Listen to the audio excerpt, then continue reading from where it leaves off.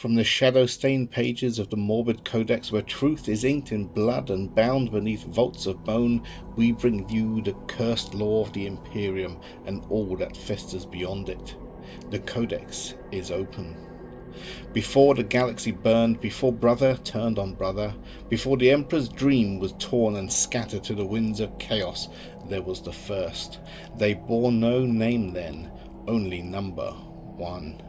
Crafted in the gene laboratories beneath the Himalaya mountains and Terra, the first legion of Space Marines was born in shadow. They were prototype, an original pattern, warriors designed not just for war but for conquest in the black beyond. The Dark Angels were created before their Primarch was found, forged as the Emperor's elite while the other legions were still gestating. Their gene seed was a mystery even at that time, a carefully tailored confluence of subtlety and lethality, their structure perhaps even more refined than later iterations. Rumours persist in forbidden texts that the gene stock of the first bore qualities not found in the others, fragments of something older, possibly something not fully human. They were the Emperor's first experiment in perfection, shadow-forged blades meant to fight his earliest and darkest wars. When the Great Crusade began, the first moved like wraiths along the stars. Unnamed still, they operated at the fringe of imperial truth, their presence often redacted even in internal records. They became experts in covert operations, compliance enforcement, and rapid execution of Xenos threats. Their enemies did not know they were at war until the war was over, and their own cities bled silently into the void. And then the lion was found.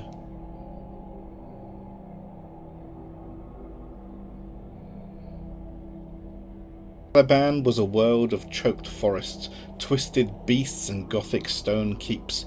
It was a place both wild and mythic, locked in an endless struggle against the monstrous fauna that stalked its shadowed wilds. From this deadly world came Lion L. Johnson, whose name meant the lion, the son of the forest in the ancient dialect of Caliban's scattered knightly orders. Discovered later than many of his brothers, the lion had already conquered Caliban by the time the Emperor arrived. He had risen from feral orphan to supreme warlord, uniting the knightly orders and exterminating many of the planet's great beasts. The Emperor, recognizing the strength and strategic brilliance in him, swiftly bestowed command of the First Legion.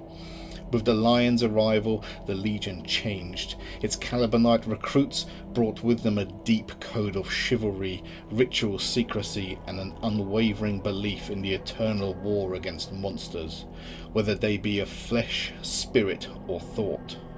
The old Terran-born First Legionnaires, pragmatic and honed by decades of cold-blooded war, found themselves sharing ranks with younger warriors bound to forgotten oaths and arcane dueling rites. This union was uneasy but potent. The Legion gained a new name, the Dark Angels, a title both noble and ominous, as if even then the warp knew what would unfold. They established their fortress monastery upon the Rock, a hollowed asteroid that once was part of Caliban itself. It would become both sanctuary and tomb, both lighthouse and oubliette.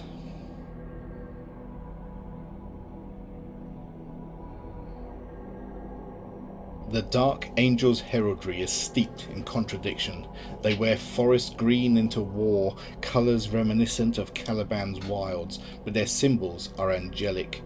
Winged swords, flaming blades, hoods and halos of silence. They are martyrs and judges, inquisitors and knights. But these symbols are masks. The chapter's inner culture is one of secrets within secrets. The higher one rises, the more of the truth is revealed until the weight of ancient betrayal becomes unbearable. Their greatest belief is not in the Emperor's divinity, nor in the righteousness of the Imperium, but in redemption. Redemption for a sin so vast it has been buried in time and lies.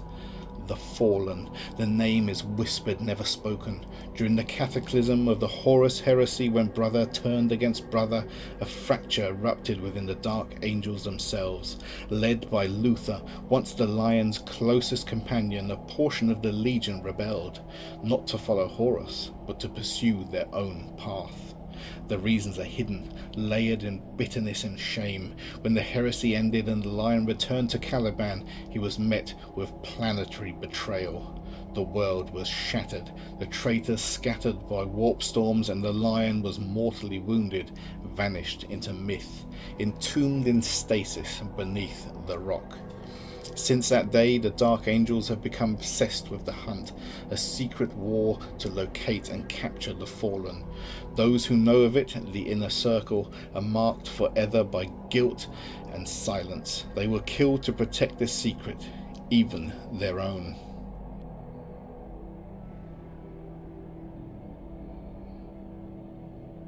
Within the Dark Angels, the Codex does not rule, but rather masks what lies beneath. The chapter is divided into 6 wings, each a descendant of ancient formulations from the Great Crusade. But it's 2 in particular that draw whispers across the Imperium, the Death Wing and the Raven Wing. The Death Wing are the first company, elite veterans clad in bone-white Terminator armour, a colour chosen not for purity but as a mark of remembrance. For a time when an entire strike force of Calibanite warriors died to purge a fallen infestation from their world. Clad in honour, they now hunt the fallen across the stars, silent and brutal, wielding ancient relics, storm shields and cyclone launchers. To wear the white is to know the truth and to carry the burden of secrecy. The Raven Wing, by contrast, are black-clad hunters, lightning fast and utterly relentless. They ride into battle on attack bikes and land speeders, their tactics surgical and unrelenting. Where the Death Wing confronts, the Raven Wing pursues, tracking leads, capturing the fallen and erasing all witnesses. They are given vast autonomy and frightening authority. A Raven Wing hunt is not a campaign, it's an execution. Beneath even these, in shadows too dark to name, exist unnamed wings, watchers in the dark, faceless robed attendants from the Lion's time. Dreadwing survivors, thought lost to the past, and inner circle task forces who operate beyond their imperial law.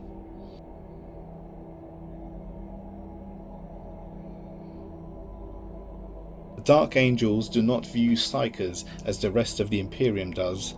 Their Liberius is a haunted institution bound by layers of oaths and silenced knowledge. The Liberians of the chapter are powerful, few in number but amongst the most disciplined. Ezekiel, Grand Master of Liberians, stands as one of the most potent Psykers amongst the Adeptus Astartes. He hears the voices of the Watchers, sees visions of the Lion and knows truths that could shatter worlds. Yet even amongst Liberians there is fear, for the warp echoes with the sins of the fallen, and the chapter's secrets are heavy burdens to place upon minds that must remain open. The chaplains of the Dark Angels are another story altogether. Clad in obsidian and bone, they are not merely spiritual leaders, they are interrogators. Initiation into the inner circle begins with them. They do not preach the Emperor's divinity, they preach silence, penance and pursuit. They hear the last confessions of the damned and record them in codices no outsider will ever read. There are entire cells of chaplains whose role is not to inspire, but to extract. They conduct the rites of redemption on captured fallen behind vaulted, locked doors, where screams are the only hymn.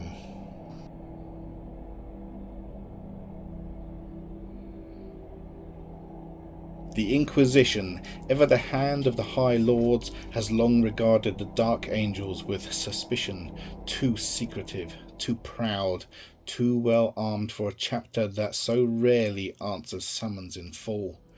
More than once inquisitors, especially from the Ordo Hereticus and Ordo Malleus, have attempted to pry into the chapter's vaults or question their conduct on battlefield hunts. Few return.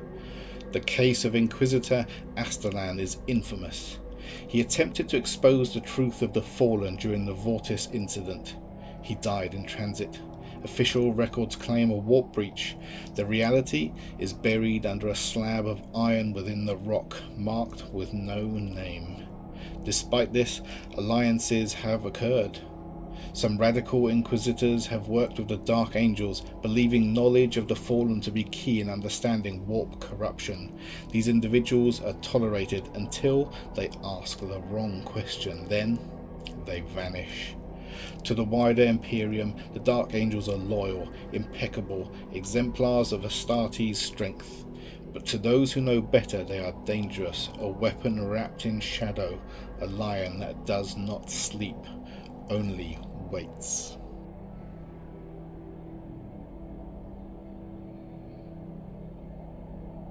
The Dark Angels have fought in 1,000 campaigns, but many are cloaked in redaction, their victories whispered rather than sung. Still, some battles emerge from the mist heavy with consequence. The desolation of Sarosh was among their earliest campaigns under the Lion's command. The planet, outwardly compliant, plotted to destroy the Emperor's flagship. It was the Dark Angels who uncovered the treachery and executed orbital vengeance. The world was rendered sterile, its population erased. It was the beginning of the Legion's reputation as both heroes and executioners. During the Thramas Crusade, the Dark Angels met the Night Lords in a campaign of attrition and terror. It was war in darkness, both sides employing fear and shock. When the Night Lords retreated, the stars bled behind them. But the victory left little glory, only smouldering silence.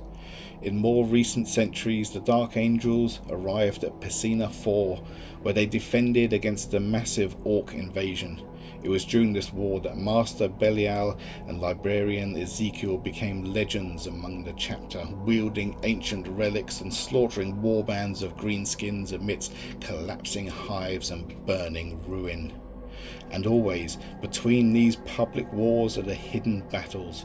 Cities turned to ash with no record. Systems purged for harbouring a single fallen. Monasteries razed, not by Xenos, but by Astartes, too close to truths, best left buried.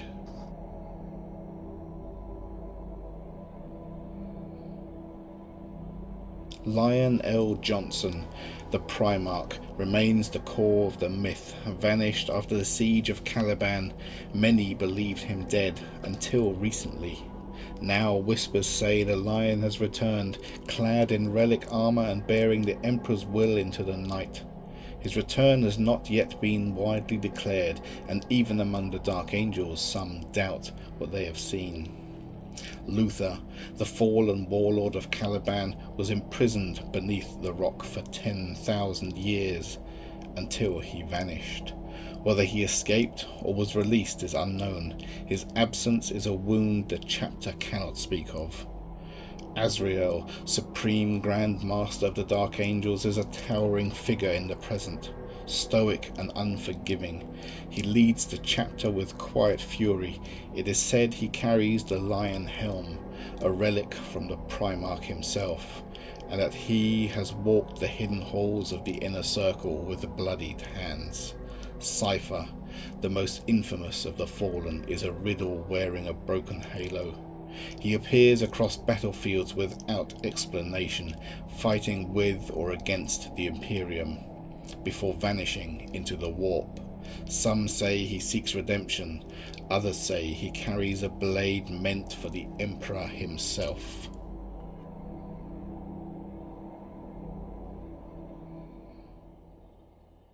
They were brothers once, warriors of Caliban, sons of the Lion, heroes of the Great Crusade. But when the galaxy tore itself apart in the fires of the Horus heresy, it was not chaos that sundered the First Legion, it was pride. As the Lion fought across the void, back on Caliban, Luther, once closest to him, nursed resentments. He had been passed over, left behind, deemed unworthy. Whispers festered, promises were made, and so the betrayal came. The civil war on Caliban was swift and cataclysmic. When the Lion returned, his fortress monastery fired upon him. The planet buckled under orbital bombardment, and as it cracked and burned, the warp claimed it. The fallen, those dark angels who had sided with Luther, were scattered through time and space, flung to unknown worlds and unknown ages. Some landed in the far future, confused and broken. Others embraced chaos. Many fled, hiding in plain sight. A few still believed they were right. To the Imperium, they are traitors. To the Dark Angels, they are sin incarnate. To the Unforgiven, they are the wound that cannot heal. The First Legion has made it their mission, no, their obsession, to hunt the fallen. It is a secret mission, kept from the Imperium, known only to the inner circle. The Deathwing, the Ravenwing, they do not fight in the Emperor's wars, they pursue ghosts, extract confessions and silence all who witness what must remain hidden.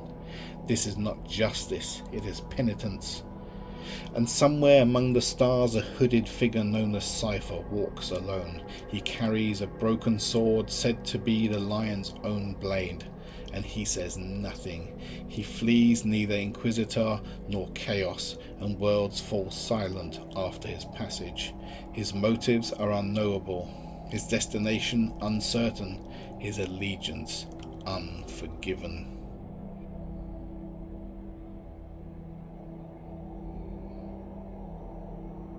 10,000 years have passed since the lion fell into shadow.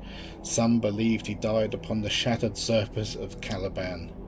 Others whispered he was taken by the warp, or that his shame had driven him into exile. But deep within the rock, the hollowed remains of Caliban's moon, behind vaults sealed by ancient sigils and guarded by beings not of this world, Lion L. Johnson slept. He did not dream. In the dark age that now bleeds across the stars, the era Indominus, he has awakened, woken not by joy nor duty, but the cries of a dying Imperium. He walks the galaxy once more, cloaked in a mantle of shadows, bearing the blade of the forest, older and stranger than the lion sword once wielded. His eyes are not as they were, they are colder now, and his judgment sharper than steel. He fights not with hosts, but as a wraith king, striking from the mist, leading loyal Unforgiven in impossible battles. He has crossed paths with Caliban, yet no warmth passed between them. The lion bears no interest in thrones. His focus remains unchanged, to hunt the traitors, to guide his sons, and perhaps to find the truth of what broke his legion so long ago. There are those among the fallen who feel him, who tremble in dreams, for the lion walks again, and he remembers.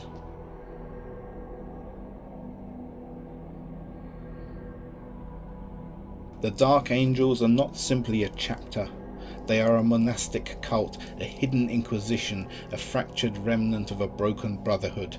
Their strength is immense, their armory ancient, their will unbreakable, but their soul is cracked. They have saved worlds, they have ended civilizations, they have purged the unclean and slaughtered the innocent, not for hate, but for secrecy. For the sin they bear is not only their own, it is a stain on the idea of the Imperium itself. To admit it would be to tear down the myth of purity, and so the hunt continues beneath banners of green and gold. They are the Dark Angels. They were the first, and in some ways, they may yet be the last.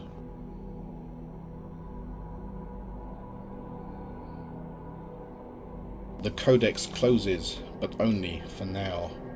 In our next entry, we do not bask in the glory of remembered chapters, but instead step into the ash where memory dies. We will seek what cannot be named, the 2nd and 11th chapters. Those redacted, erased from Imperial history, whispered of only in heresy and madness. What was lost, what was hidden, and why were 2 of the Emperor's sons unmade until then? Whisper your oaths in the dark, watch the stars for falling angels, and remember, all empires are built on bones. And so this page closes, but the Codex remembers. If you found grim wisdom in these words, carve your mark in the comments, let your voice echo within the vault. Subscribe to bear witness to every forbidden chapter, and offer your tithe of a like to please the machine spirits that haunt this channel. Until the next entry, remain vigilant. The warp hungers. This is the Morbid Codex.